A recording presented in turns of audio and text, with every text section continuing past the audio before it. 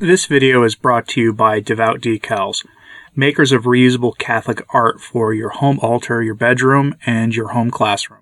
This next installment of Malachi Martin's warnings to the church is a little unusual compared to the others. We have his warning, if it's a warning at all. It's more of his explanation of how the church got off the rails.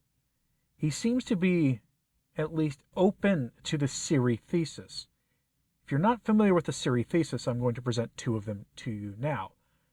But it involves a cardinal named Giuseppe Siri, who is alleged by some to have been named Pope in 1958, but then forced to resign immediately.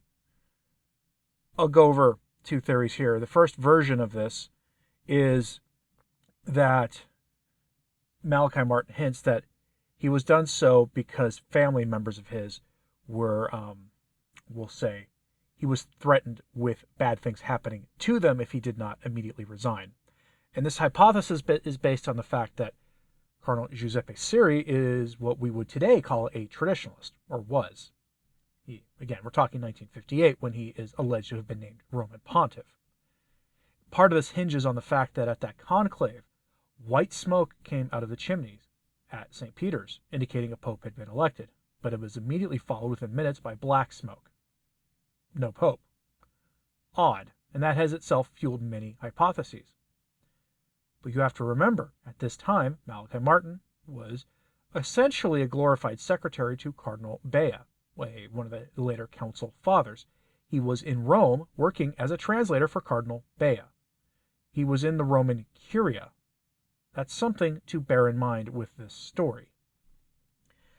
So let's go to the other version of the Siri Thesis before we go to what Malachi Martin had to say. So this comes from a website called The Plot Against the Pope, which is a website that is sedevacantist, strictly speaking. The Siri Thesis is a sedevacantist thesis. Most sedevacantists hold to there not being a valid pope since 1958. A branch off of that says that Cardinal Siri was named the Roman Pontiff, but his abdication was invalid, and so he was pope until he passed away in 1988, and the see has been vacant and usurped since that time. I am not a sedevacantist. I don't hold to the Siri Thesis. I find it an interesting thesis, to be sure, an interesting one, but that's about it. Here is the summary from the proprietor of this website. It's relatively short. Quote, "Some have dubbed this research the Siri Thesis, which essentially states that a prelate by the name of Giuseppe Cardinal Siri was rightfully elected pope at the 1958 conclave and immediately thereafter was removed by the threat of a hydrogen-fueled Oppenheimer-style device on the Vatican, thus rendering his forced abdication invalid, as a resignation from the papal office under duress is no resignation at all, as per Canon 185 of the 1917 Code of Canon Law. Over the last 35 years, our team of researchers has sought to document the concerted effort by the devil's agents to undermine the Catholic Church by an insidious but hidden plan to remove the Vicar of Christ from visible control and possession of the office of Peter behind the cover of conclave secrecy, leaving the Church in a period of sede impedita, the see being obstructed, the bishop is unable to carry out the duties of his diocese, which continued for 31 years until the passing of the rightfully elected Pope on the 2nd of May 1989, not 1988. Since that time, a condition of sede usurpatit, the see being usurped, and not merely sede vacant, could be said to have existed in Rome, but in reality the papal see was usurped, not simply vacated, from the moment that the modernist schism was set up in the Vatican by the suppression and exile of the rightful pope on the 26th of October 1958. End quote. So that's one theory, and it's an interesting one, and it's actually quite popular, I would say. But I think of our interest here for understanding the crisis in the church is what Malachi Martin had to say on this subject. So in Keys of This Blood, his book Keys of This Blood, which I had been reading from previously, he goes into this detail here about what would have happened if Siri was named the Pope. He seems sympathetic to the hypothesis that Siri was named Pope before he resigned for one reason or another. Here's the effect that would have happened.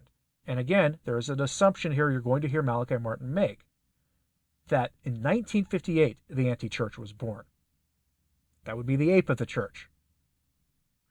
Malachi Martin was not a sedevacantist. Sedevacantists have, at least in some quarters, tried to claim him as their own, but he was not a sedevacantist. But he still says the anti-church was set up in 1958, the ape of the church. Here's what he has to say about Cardinal Siri. Quote, Siri would have meant the end of the anti-church, the end of all ambiguity about what the church was, and an end to all the hopes entertained by the extra-church enemies of the papacy that the papacy would be effectively eliminated. It is equally certain that within the 1963 conclave voting, Siri had gathered the required number of votes to make him Pope-elect. But the law of conclave is of iron. For any conclave election to end with a validly elected Pope, the Pope-elect must freely accept his election. Actipetia fide in Romam Pontificum. Do you accept to be made Pope? The question ritually put to every Pope-elect evokes a short but profound abyss of silence on earth and in heaven. For now the will of one single individual has the deciding of much future history. It is certain that Pope-elect Cardinal Siri responded, non accepto, I do not accept. It is also certain that, as often happens, he added a few words indicating, at least in general terms, why he did not accept. It is also certain that, in those words, he suggested his refusal was given because of his persuasion that only thus could foreseen possibilities of grave harm be avoided.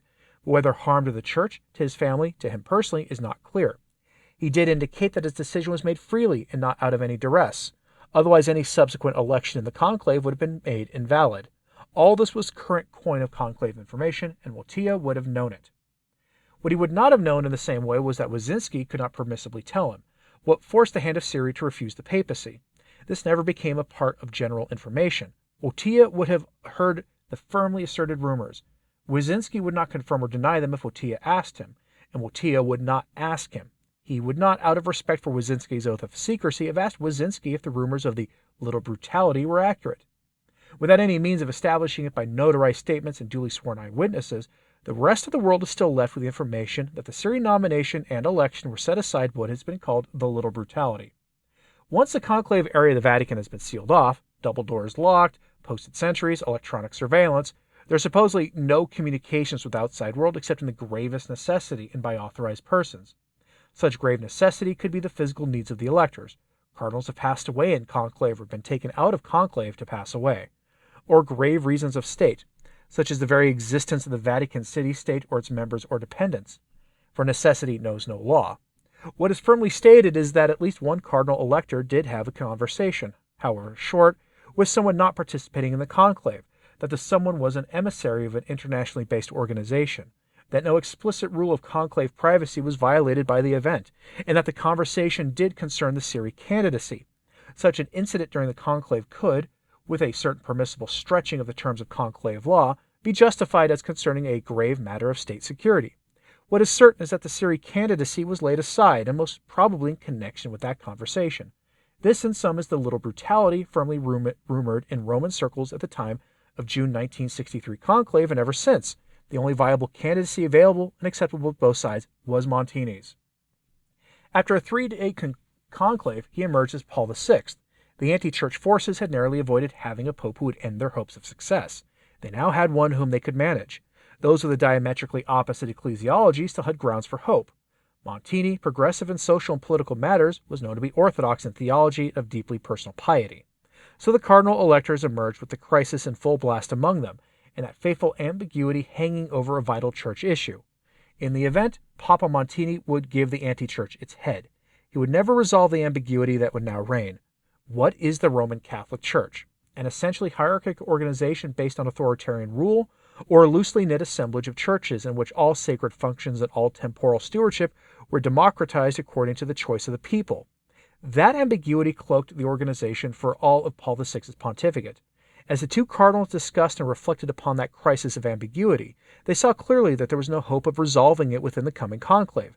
The two main factions proposing irreconcilable ecclesiologies were stronger, more deeply entrenched, and more irreconcilable than ever. Another compromise candidate would be chosen, and quickly. The redoubtable Siri would be at this conclave. He would garner many votes if he were to announce his willingness to be considered, but they both knew he would not.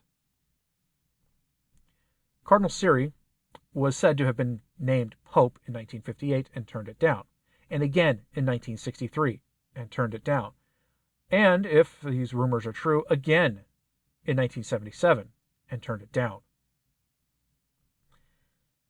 and he says it was according to his own will. Does that all sound familiar to you?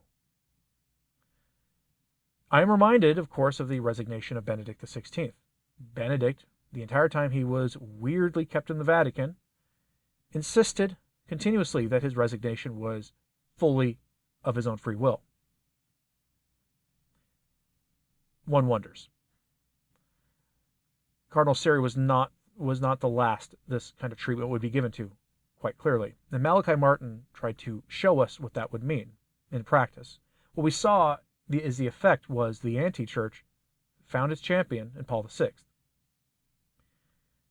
Can a single man be the head of two competing organizations occupying the same space at the same time? Some would say no, some would say yes.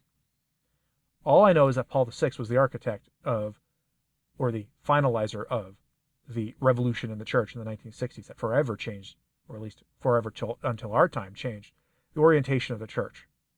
Malachi Martin seemed to be warning us of that, in that its foundations, at the most basic level, may have been invalid. Curious what you think about this, about the Siri thesis. If you want to dig deeper, you can easily find stuff online about the Siri thesis. If you want to go down that rabbit hole, there have been some overtly schismatic groups born from the Siri thesis, so I do suggest proceeding with some extreme caution. But I'm curious what you think about it, so let me know in the comments, please. And like and subscribe if you haven't. It certainly helps. So does sharing this on social media. That helps too. And as always, pray for the church. I'm Anthony Stine. Ave Maria.